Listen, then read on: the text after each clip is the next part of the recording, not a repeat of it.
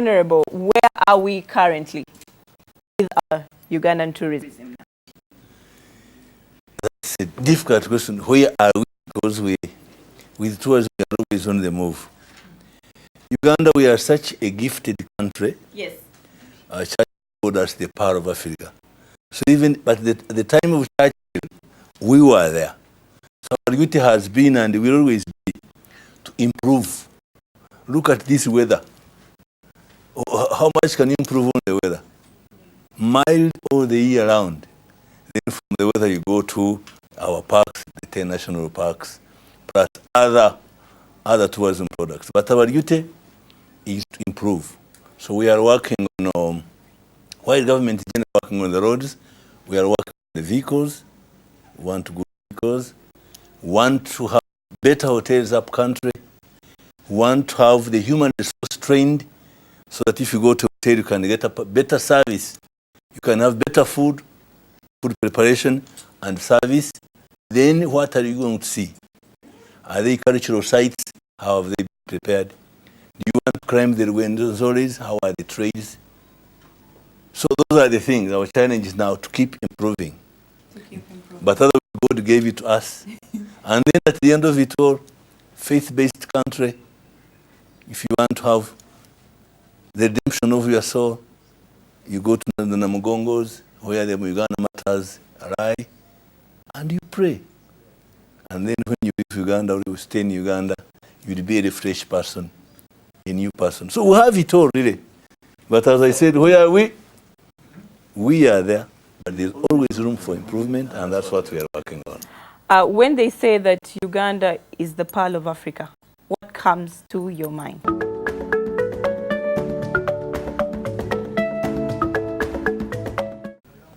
It's like talking that precious item that you treasure. Now, what is not treasurable in Uganda? If you ask those gentlemen, in the winter, if you don't have a heating system, you die. In the summer, if you don't have a cooling system, you die. For us, we are always. If you talk about the Bible, if you talk about Moses, he reminds you of the Nile. Uganda, we are the source of the Nile. Egypt, where Jesus was hiding, the water he drank was from Uganda. Could you want to be better blessed? You know, when you talk about the mountains of the moon, they would say that it's something that shines. Was it Pratt or somebody?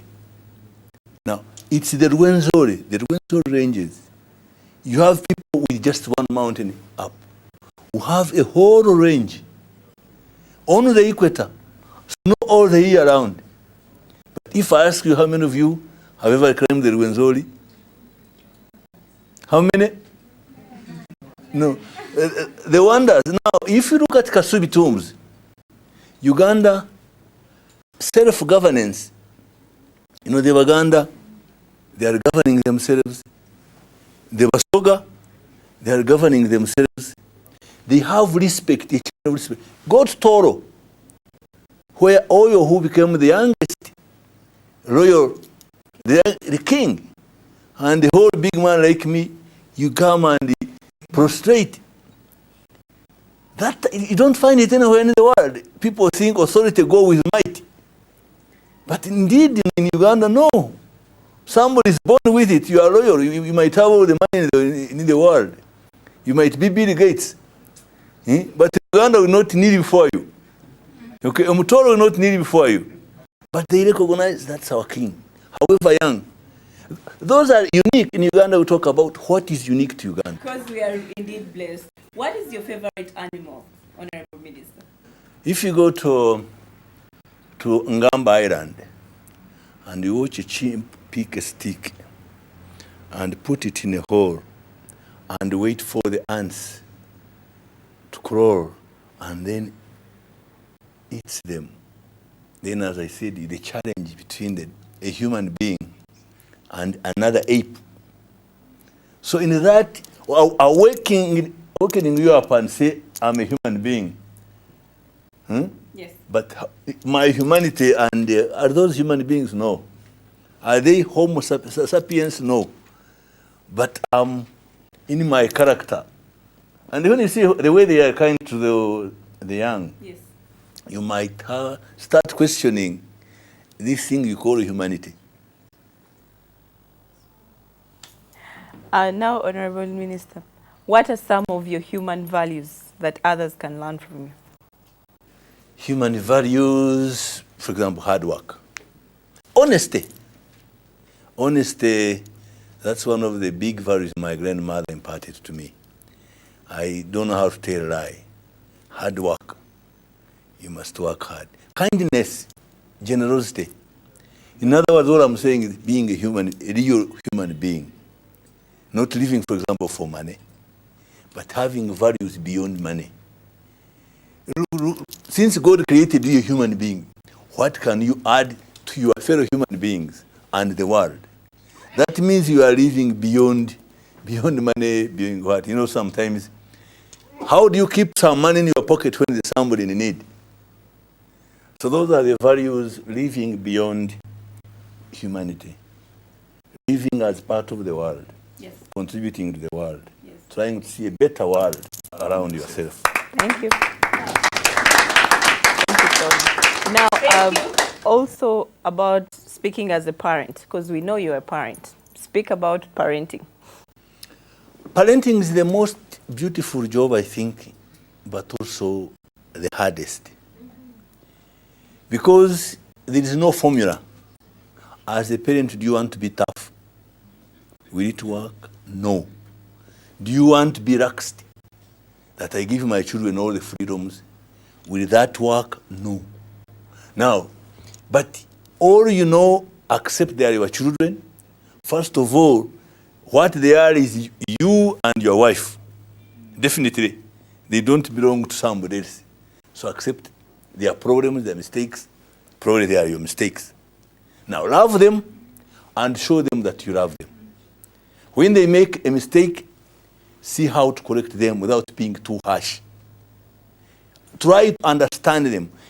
If they understand that you love them and want them to be good, then you have managed. If you are too harsh and they think you are too harsh, you have failed. If you think you are too friendly and they say, my father doesn't care, you have failed. Now, how do you make your child understand that above all, you love him or her, you want the best for them? So whether you reprimand them, it's because you want them to become better people. Then they will also love you, and because they love you, they want to do good things. I had my daughter when she was at school. She's still at school. But she would say, Daddy, I'm so happy, I'll do it for you. In other words, I will learn so hard, I become one of the best, so that you are happy. Now, when she said that, I said, yes, I think I'm succeeding. Because now you are friends. So as a parent, really, if you can manage to get the kids to be your friends, to do good things because they want you to be part of them when they are happy, then you have succeeded. But as I said, you keep trying. It's not easy. Honorable Minister, how have you managed to handle life's blows, the low moments of life, things that life puts you through that are really hard?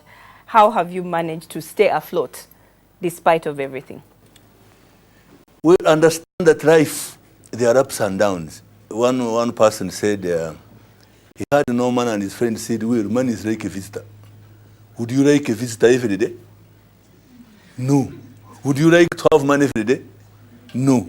Now, as a human being, let me tell you, a human being who has never, for example, passed through problems, would you like to live with that human being? No. So, as a human being, if you can go through trials and you get out, you succeed, you are a better person. It's like if you have never had a loan and you fail. But if you get a loan and you fail to pay it, and luckily you manage to pay it, next time you think better. So the same thing to a human being. You are a human being, Never try to say you are an angel, because you are not, but don't accept to be an animal. God didn't make you an animal. So fail, fall, but stand up. And when you stand up, make sure you are a better person. But say I shouldn't fail, say I shouldn't fall, then you don't accept you are a human being. You will fail, you will fall, but come up. And lastly, a little prayer. Thank God, ask God. God says we should ask, lead us not into temptation.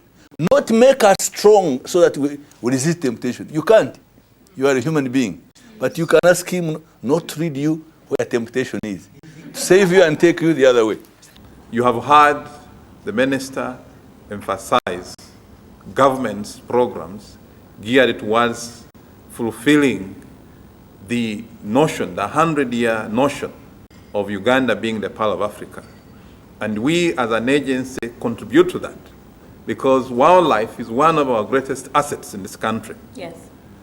And so the need for us to manage it in a manner that allows us to harness maximum benefit, maybe I should say optimum benefit, Yes.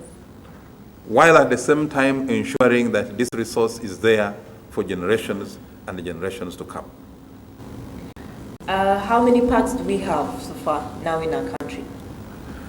Well, we have 10 national parks, we have 13 wildlife reserves, but when you look at the countryside, because of the climate, because of the ecosystems, because of our position as a country Yes. on the continent, we have 5 biogeographical zones that converge onto Uganda. And despite the relative size, we boast of a diversity of wild animals, a diversity of plants. And so even though we have visited national parks and 13 wildlife reserves, there's a lot of wildlife out in the countryside. And so one of our programs is to work with the communities, to work with landowners, to encourage them to value wildlife, to gain from the wildlife that is out there, because 50% is actually outside national parks and the wildlife reserves. Many times people look at these animals as free, God-given, that they should partake and eat, or that are basically destroying their crops. Yes. But you know, there's a lot of value. Just as an example, there are people who would like to keep snakes. You know, we have a lot of diversity in Uganda. Yes. In Europe, you find very few animal species, very few plant species. And so you find that people want to keep these as pets. Yes. A snake that we all run away from or kill will fetch you no less than $700 out there. A chameleon, which you will innocently ignore, will fetch you between $100 to $300. Tortoises that are very harmless in your compound and which you would want to get rid of, Yes. will fetch you over $500 out there. So this is how valuable wildlife is, which you find on private land. So you have to make a decision to balance whether you want to open up land and convert it to matoke and maize, or whether you want to rear goats, which will fetch you less than $100 on the market. Yes. Compared to these species. So there's that value that Ugandans should take advantage of. So, and this, you're saying that they should protect the safe places for these animals. Is that what you mean? Well, you know, once you attach value to anything, Yes. then you inherently begin to guard against any destruction. You don't need somebody to come and say, oh, please, you know, for example, the livestock. We know that it has economic value, and nobody goes around policing people. Yes. To safeguard their livestock. In your own homesteads, you make sure these livestock are safe. Similarly, for these chameleons, these tortoises, these monkeys that sometimes are a nuisance, We are saying they have value, They are economic known. value. They are known. That's my plan. And so, Yes. let's all be conscious Yes. of this economic contribution Yes. to, one, our own livelihoods, but two, to the national economy and beyond. What is your favorite animal? I must ask. Well, you could guess. I will give you a hint. My height.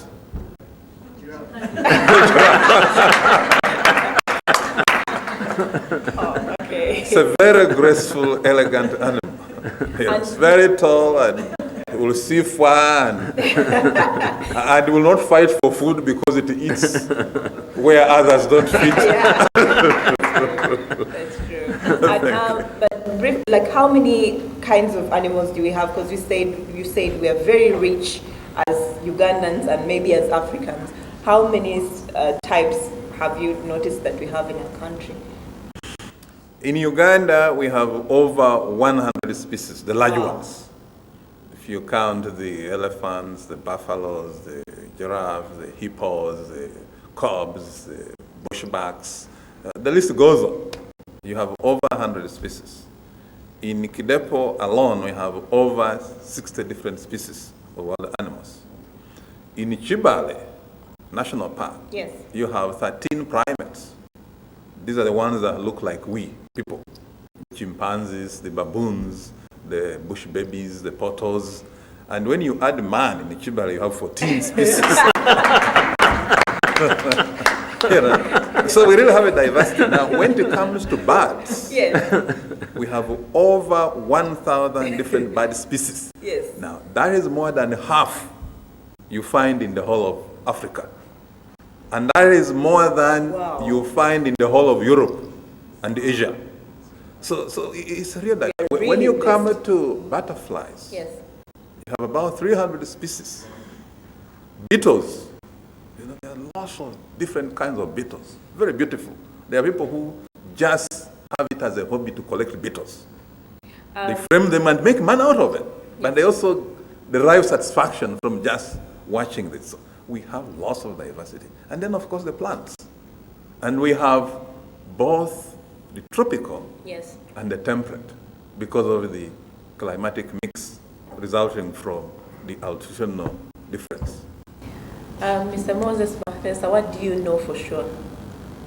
Your core values that other people can learn from you. My core values, I cherish the people I work with. And I like to work as part of a team. You say I'm the executive director, I call myself a staff of UWA. I like to get things done in as professional a manner as possible. I'm a trained conservationist. And sometimes I've had quite interesting debates with my friends from the private sector. Yes. Because I've said we must strike a balance, an optimal balance between utilization and conservation. What would you say to the people who love to eat game meat? Well, the people who love to eat game meat, I would say, try and be part of the conservation fraternity so that you help raise the meat that you want to eat, just like you do with livestock. We have programs for farming. Yes. That's why we have Buwama Crocodile Farm. So those who like to eat crocodile meat, which is very delicious, go get yourselves a kilo or so from the Buwama Crocodile Farm. It's licensed. Don't go to Machishon or to Lake Victoria Yes. and steal. Similarly, we have encouraged people to take on ostrich farming. Yes. Very good meat again. It's white meat. No problems with cholesterol, no problems with gout. Yes. So if you want to partake of game meat, even Jennifer's, we will issue a license. We will advise you technically on how you can breed and keep these animals, and then you can partake of your game meat. But don't go out in the national parks to illegally take off government. Not only is it destructive, it could also be dangerous to your health. Honorable Minister, there's something I ask always for people who appear on this show. This show is about education, inspiration, and motivation. What do you know for sure? Here I'm asking about your core values such that other people can learn from you. Core values, I'm a Muchiga. What were the Wachiga known for? Being absolutely frank. I grew up with my grandmother. I didn't have a reason why to tell lies. I've never told lies. I would ask for school fees. They'd say how much. I would tell her, and she would give it to me. Today, my children ask the same thing. How much money do you need? And they tell me what they need, and I give them. If they ask for more, then I say, what for? So now they know, if you ask for more, I'll ask what for. But if you give me a range which is reasonable, I will not ask what for. So today, if we have to move anywhere, we must be absolutely truthful. Hardworking. You know, they will tell you, they will Chiga, when I was young, by 5, you are carrying a hoe, you are going to the field. And you will dig up to 5 in the evening. Yes. That hard work. And of course, it became strong because you sweat and you what, the temperatures were cold, so if you don't dig up anyway, you become very cold. So that hard work. Hard work. Then third, would never steal. They would ask why. When I was young, we used to keep chicken. I would take eggs to White Horse Inn. I would take chicken. We used to grow vegetables. I would take them to the cooperatives. So, if you ask me, those are the values. The last time I was in America, in Washington, I was talking to the manager. The Filipinos, they have the same values. I didn't add a fourth. The Filipinos, they work hard. They will clean a room. Absolutely, you do this and there's nothing. They work hard. A Filipino will tell you the truth. A visitor in a hotel, $10 down, a Filipino will pick it and put it there. But lastly, a Filipino will say, on a Sunday, at this time, I must go to church. If you stop me from going to church, I'll leave your job. So those are the 4. Work hard, be truthful. What was the rest? Never pick anybody's money. And if you can, we all need God. Every day, every Sunday, go to church. Thank you so much, Honorable Minister. I'm sure everybody has been very impressed. Mama Abana Hajat Nambi Farida, Uganda is proud of you.